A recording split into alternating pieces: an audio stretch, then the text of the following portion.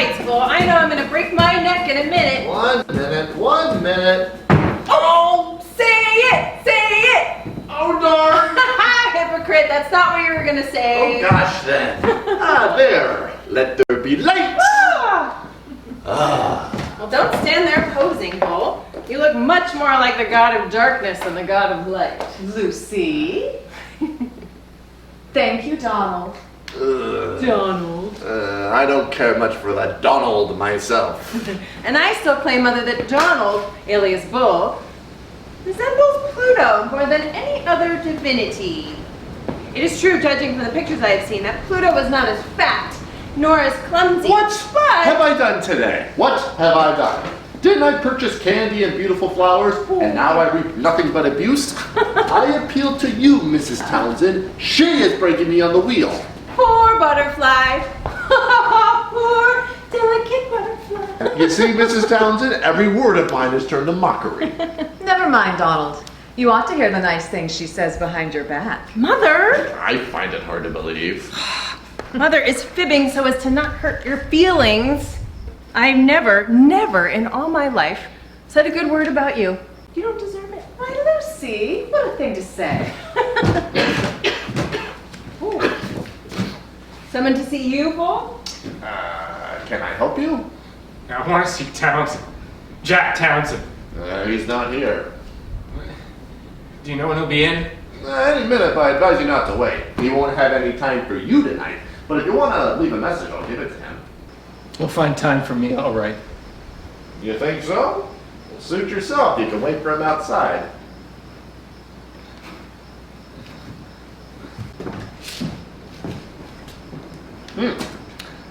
Pleasant little man. Don't you know who it was? Never saw him before. Probably some fresh townie who thinks Jack's indebted with him because he recovered a stolen baseball bat or something and wants to put the acid on him for $1 or $2. Jack's such a good-natured slob. Oh, listen to who's talking. Jack always has been so good-hearted. He's only stingy with the base hits. Great game he pitched today. Star players usually fall down when they're captains of teams and it's their last year in college, but not old Jack. Only 3 hits off him. This game we saw today decides the championship, doesn't it? Certainly, Mother. You don't suppose I'd have yelled my whole voice away if it wasn't, do you? I can hardly speak. I hadn't noticed that, Lucy. Oh, Mother, how unkind. I must confess, I'm not much of a fan. Is that what you call it? I do not understand the game. And if it wasn't for Jack playing, I'm afraid I would find it rather wearisome. Well, Jack is a big man of the college town, all right. The president is a mere non-entity beside him. Add to our list of athletic heroes one Jack Townsend, captain and pitcher. How they carried him around the field after the game. And cheered him? Oh, you bet we did. I had a hold of one leg. But I agree with you, Mrs. Townsend. If Jack didn't play, I wouldn't take much interest in baseball myself. Football is the real game. Of course you'd say that. That's beyond me too. I've heard it's so rough that so many players are injured. When John first entered college, his father and I made him promise not to go in for it on any account. Well, you spoil a fine player. Oh, speaking of the angel. Hail to the hero! Woo! Where's your father? Right outside, talking to Professor Simmons. Just after dinner, as we followed you out of the inn, we ran into the prof and he walked on with us. Did you think we were lost? Oh, we thought you might have forestalled the forthcoming event, the happy event, by eloping. With father for chaperone? Oh, well, don't you dare do it. I'd never forgive you for spoiling my chance to wear my gown. I'm going to be the most stunning bridesmaid. Aren't I, Mother? Of course, dear. Why didn't you ask the professor to come in? I did, Mother, but he's on his way somewhere or other. Oh, by the way, Jack, there was a townie in here asking to see you a few minutes ago. A townie? Mm-hmm. Did he give any name? No, a fresh little shrimp. Said he'd wait. Wasn't he outside? Well, I didn't see anyone. Nah, he'll be back probably. And look out for a touch. I hear the band on campus. I'm going out, Bull. When does the big parade start? Pretty soon you can hear the clans gathering now. I'm gonna march beside them all the way to the lake. The lake? There's going to be a canoe carnival, and bonfires, and dancing, and everything. Mother, you simply have to come, all of you, in honor of Hero Jack. Oh, come, sis. Praise from you is rare indeed. Indeed. Indeed. I'm going with you. I'll show you young people that I can celebrate with the best of you. Are you sure it isn't too much for you, Mother? Nonsense, Jack. Dear old mother. Young mother, I should say. Come on, everybody. No, you people go on. I'll catch up. Come on, Jumbo. Jumbo? And Bull? Lucy thinks I'm a menagerie. I'm so proud of you, Jack, dear. Shh! You'll give me an awful attack of exaggerated ego if you go on talking like that. This time it's true. Then for the good of my soul, don't tell me. It's just like you to say that. Ah, Lucy, they're waiting for you outside. They want to start for the steps to see the parade form. It's due to start shortly. I wouldn't miss it for the world. Aren't you coming, both of you? We'll join you shortly. Or better still, the parade passes right by here, doesn't it, Jack? It always used to in the old days. Yes, Dad. Then you go ahead with the others. We'll be able to join you when you pass by. I've seen and taken part in so many of these affairs that their novelty is sort of worn off on me. And Jack, if they were to discover the hero of the day at this stage of the game, he wouldn't have a rag to his back, Jack? I'm black and blue all over from their fond caresses this afternoon. I'm off then.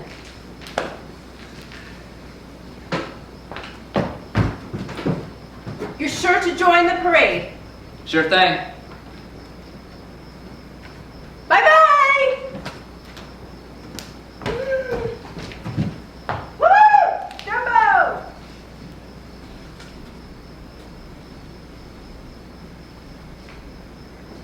It certainly removes the burden of the years from my shoulders to come out to the old college and live the old days over in memory and hobnob with some of the old timers who used to be young timers with me. It becomes more difficult every year, I find. All the old landmarks, they're disappearing one by one. Yes, even in my time, there have been great changes. It gives me a painful heartthrob to come back every spring and look for some old place and find it renovated or shut down, torn down even. I can well understand that. You don't realize what this college comes to mean to you in after years. How it becomes inseparably woven into the memories of one's lost youth until they're identical. Yes, I suppose so. Happiest days of my life. Of anyone's life. Come to the point, Dad. What? Huh? You didn't send Lucy away so that you could wax reminiscent. You know that, Dad. You are quite right, I did not. But what I ought to speak about is such a deuced painful subject for both of us that I hardly dare speak of it. Especially on your day of triumph, when I should be the last one to bring up any unpleasantness. Never mind that, Dad. You see, I didn't know when I'd have another opportunity of seeing you without arousing your mother's suspicions. I understand. And the thing has caused me much worry. I simply had to hear from your own lips that everything was all right. Then I will set your mind at rest immediately. Everything is all right. Thank God for that. Why haven't you written to me? Well, until a few days ago, I had nothing new to tell you. And when was the operation performed? Last Monday. And you have heard from her since? I received a short note from her that night. It was all over and everything was all right, she said. She told me I needn't worry any longer. That was 5 days ago. And have you had any word since then? No. That is a good sign. If any further complications had cropped up, she would surely have let you know, wouldn't she? Yes, I think she would. See, I imagine she's frightened to death and doesn't want any more to do with me. I'm sure I hope so. And then, you see, I never answered her letter or telephone. You were wrong there, my boy. I know it, I know it, Dad. But I had just received a letter from Evelyn telling me she was coming out for commencement week in the game, and oh, when I thought of her, the other affairs seemed so horrible and loathsome. I swore I'd never speak or write again. I judged it best for us both to break off once and for all. Listen, my boy. Are you sure? You know one's vanity can blind one in such cases.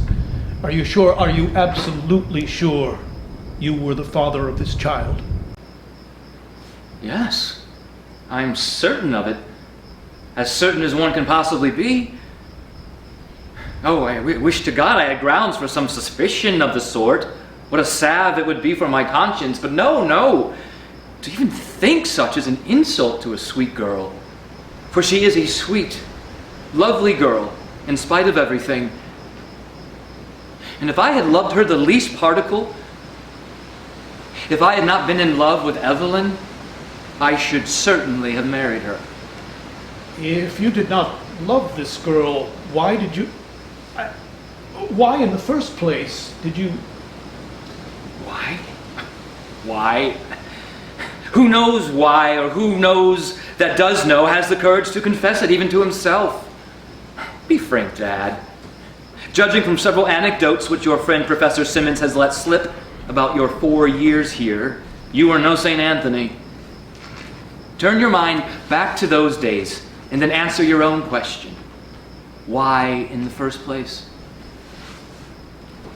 We've retained a large portion of the original mud in our makeup. It's the only answer I can think of. Now that's it. Do you suppose it was the same man who loves Evelyn who did this other thing? No. Such an idea is abhorrent. It was the male beast who ran gibbering through the forest after its female thousands of years ago. Come, Jack, that is pure evasion. You are responsible for the Mr. Hyde in you, just as you're responsible for the Dr. Jekyll. Restraint. Restraint. Ah, yes, everybody preaches it, but who practices it? And could they if they wanted to? I mean, some impulses are stronger than we are, have proved themselves so throughout history. Is it not rather our ideals of conduct, right and wrong, our ethics which are unnatural and monstrously distorted? Is society not suffering from a case of the evil eye which sees evil where there is none? Isn't it our moral laws which force me into evasions like the one which you have just found fault with? Save your radical arguments for the younger generation, Jack. I cannot see them in the same light you do. And if I could, I wouldn't. What I cannot understand is how you happened to get in with this young woman in the first place.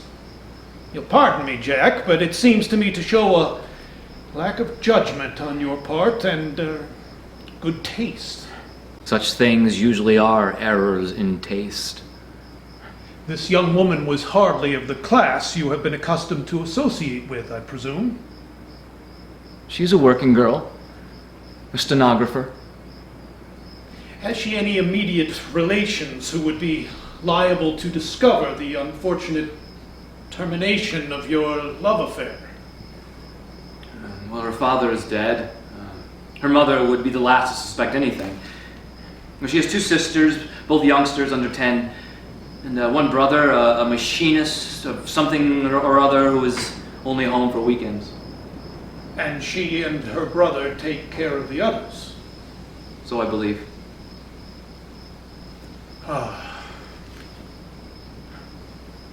Yes, Dad, I have played the scoundrel all the way through it. I realize that now. Why couldn't I have felt this way before, at the start? Then this never would have happened. But at the time, the whole thing seemed so pleasant, like a game we were playing. Its serious aspects appeared remote, unreal. I never gave them a thought. I have paid for it since then. I want you to believe that. I have had my glance into the abyss. In loss of confidence and self-respect, in bitter self-abasement I have paid. And I am sure the result of it will be to have me a better man, a man more worthy to be Evelyn's husband. God grant it, my boy. I want to thank you for the confidence you placed in your father by making this appeal to me when you were in trouble. It shows you regard me not only as your father, but as a friend. And that is the way I would have it. Well, you've always urged me to come to you and be frank about everything. And I always have and I always will. I had to have the money, and I thought I owed it to you to be open and above board and not start in deceiving you at this late date. I couldn't get it any other way. And $200 is quite a sum for a college student to raise at a moment's notice. And the wages of sin are rather exorbitant. He was the only doctor I could find who would do that sort of thing. He knew I was a college student and probably made inquiries about your financial rating. And there you are. There was nothing for me to do but grin and pay. But as I said in my letter, this money is a loan. It would be unfair for me to make you shoulder my mistakes. Well, let's forget all about it. All's well that ends well. You've learned your lesson. And now, shall we join the others? The sound of the band wakens the old fever in me. I want to follow behind it and get singed by Roman candles. Yes, let's do that.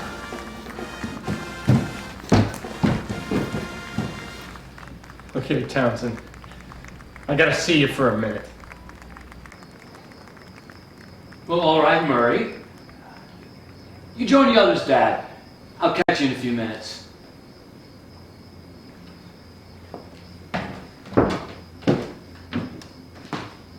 Come in, Murray.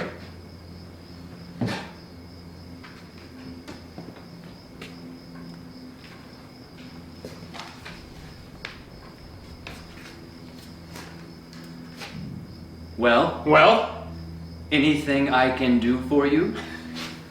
Anything you can do for me?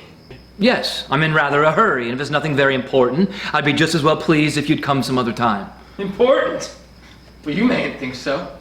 It's not important to you. You've come here looking for trouble, Murray. You better wait until you're cooled off. What is it you want to say to me? Out with it. All out with it, damn you. Standing there so cool, dressed in swell clothes, and all the other girls. And Nellie. Yes, Nellie? She's dead. You killed her, you dirty murderer. Dead? Oh, no. You don't mean that. She wrote me everything was all right. Dead. She's dead. Nellie, my sister. She's dead. No, it's impossible. It's a lie. What kind of scheme of this is yours? You're trying to frighten me. She's dead, I tell you, dead. She died this morning. She died this morning. But why didn't she? I didn't know. God. Why didn't she let you know, you mean? She wrote to you. She told me she did. You knew she was sick and you never answered her. She might have lived if she heard from you, if she thought you cared, but she knew you were trying to get rid of her. Stop, for God's sake. She kept I know I should have written. I meant to write, but... She kept saying, I don't want to live, I want to die. But I'll fix you. Now I'll make you pay. What do you mean? Don't give me any of that. You know what I mean. You know how she died. You know who killed her. Killed her? How she died? I don't understand. You lied. She was murdered and you know it. Murdered? Yes. And you murdered her. I murdered her. Are you crazy? You and your dirty skunk of a doctor. Oh. You thought you were safe, didn't you? With me away from home, you could go out and pitch the championship game and she lying dead, you could ruin her and throw her down and no one would say a word because you're a swell college guy and captain of the team and she ain't good enough for you to marry. God, she's gonna have a kid, your kid, and you're too rotten to act like a man, so you send her to some faker of a doctor to be killed, and she does what you say because she loves you, and you don't even think enough of her to answer her letter when she's dying on account of you. She told you all this. Not a word. No, she died game. She wasn't no coward. Yeah, I tried every way I knew how to get her to tell me, and she wouldn't. Not a word out of her against you, and you. And you dirty coward playing ball. I did what I thought was best for her. You sneaked out like a coward because you thought she wasn't good enough. What, you think you can get away with this stuff and marry some girl your own kind? I suppose some girl like I see you coming with tonight, but you won't. Not if I have to go to hell for it. God, I've always hated you. Ever since you come to the house, I've always hated all your kind. You come here to school. You think you can do as you please with us townspeople. You treat us like servants. What are you? I'd like to know. Bunch of lazy, no good dudes sponging off your old men. And the girls, our girls, think you're grand. And I knew something would happen. I told Nellie to look out and she laughed. The old lady sent for me and I'd come home and I'd see Nellie and she wouldn't leave me go for a doctor. I had a hunch what was wrong. But she wouldn't say nothing. But I got our doc, not the one you sent it to. And he told me just what I thought and said she was going to die. If I had seen you that minute, I'd have killed you. I knew it was you, but I couldn't prove it. And then one of the kids got scared and told me Nellie had sent her to your doc for medicine when she first took sick. So I got a gun. And the kid showed me where he was. I shoved that gun in his face. And he owned up and told me all about you. And he offered me money. Lots of it. Keep my mouth shut. And I took it. The money he got from you. Blood money. And I'll keep my mouth shut. Maybe. Now listen, Murray. This affair is unspeakably horrible, and I am everything you say, but I want you... You must believe I honestly thought I was acting for the best in having the operation performed. That has turned out so tragically is terrible. You cannot realize how I am suffering. You know, I feel as if I were what you called me. A murderer. It is horrible. Horrible. The thought of it will torture me all my life. That don't bring her back to life. You're too late. Too late? What do you mean? You haven't told anyone? You haven't When told... I left his office, I went home and she was dead. Then I came up here looking for you. I wanted to kill you. But I've been thinking, you're not worth getting hung for. I can see a better way of fixing you. One that'll get you right. You haven't told anyone? What's the difference? There's plenty of time. I know. Murray, for your own sake, for your dead sister's good name, for your family's sake, you must keep this thing quiet. I do not plead for myself. I am willing to have you punish me individually, in any way you see fit, but there are others, innocent ones, who will suffer. She was innocent too. Before you. My mother and father, my sister, Ev. This would kill my mother if she knew.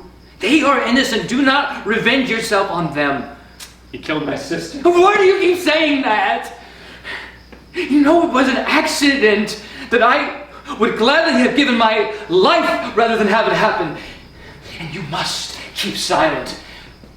I will do anything you want. I tell you, you say the doctor gave you money, I'll give you 10 times as much as he did. I'll see you get so much a year for the rest of your life. My father is rich. We'll give you a good position, do anything you wish, only do not punish the innocent. You? want to pay me? For nothing? Ah!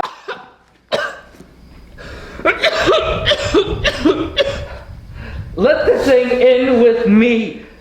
Leave the innocent alone.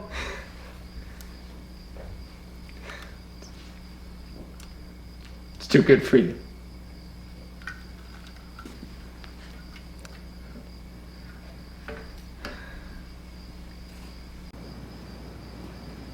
I'm going to the police station. Do you hear, you dirty bastard? The police station!